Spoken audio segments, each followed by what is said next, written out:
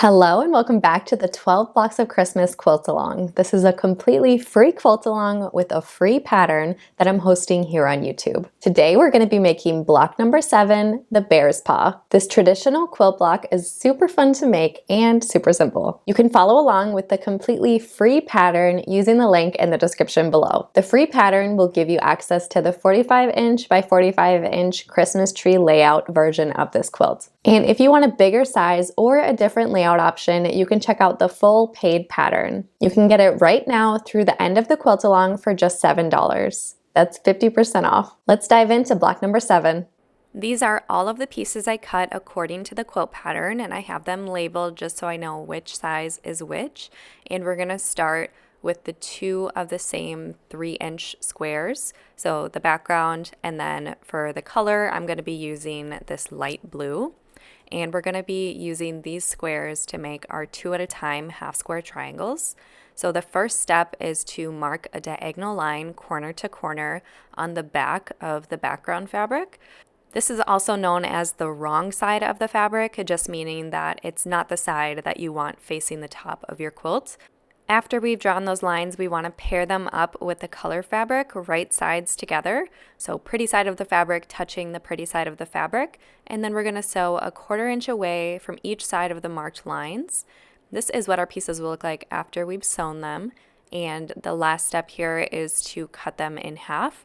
So we're going to cut directly along the line we marked so that we get 4 identical half square triangles. And then we are going to press our half square triangles open towards the darker fabric. And now we'll have 4 pressed half square triangles, and it's time to trim them down to size.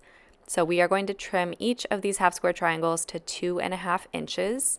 So when I'm trimming them, I'm making sure that diagonal line on my ruler is lining up with the diagonal line on my half square triangle. That's going to make sure everything is nice and square and the corners meet up nicely.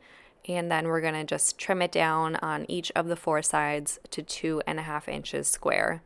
There are a lot of tools on the market you can use, like specialty rulers, to make this trimming go a lot faster for half square triangles, but I'm just using simple supplies so you can see how to do it at home. So after we've trimmed all the half square triangles, we're going to have our HSTs and then our 2 fabrics left over. And now we're going to lay out our bear paw block. So that big square is going to be on the bottom right, that background square on the top left, and then we're going to fill in our half square triangles. So the placement of these half square triangles are really important. Basically, the dark side is going to be facing the center. So just double check that everything is lined up correctly before you start sewing things together.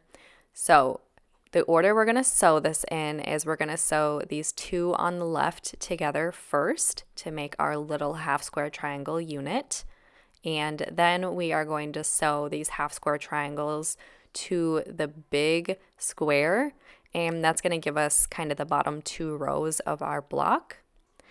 And then after we have pieced that, we're going to sew our top row together, the 3 pieces in the top row.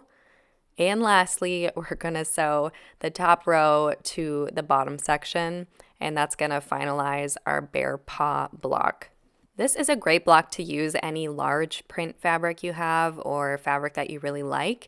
And as you can see, my points are getting a little bit cut off on the right there, but I don't think it's going to make that big of a difference. So I am just going to trim it to 6.5 inches. And make sure that on the left side there's a 1/4 inch seam allowance around the outside of the block, and ideally you'd want it all the way around the block on the right side too, but my piecing was just a little bit goofy, probably because I pressed everything open and didn't nest any of the seams, but I am going to leave it. It's only slightly off, so I don't think it's going to make that big of a difference once we start piecing the entire quilt together. So this is my final bear paw block trimmed to 6.5 inches.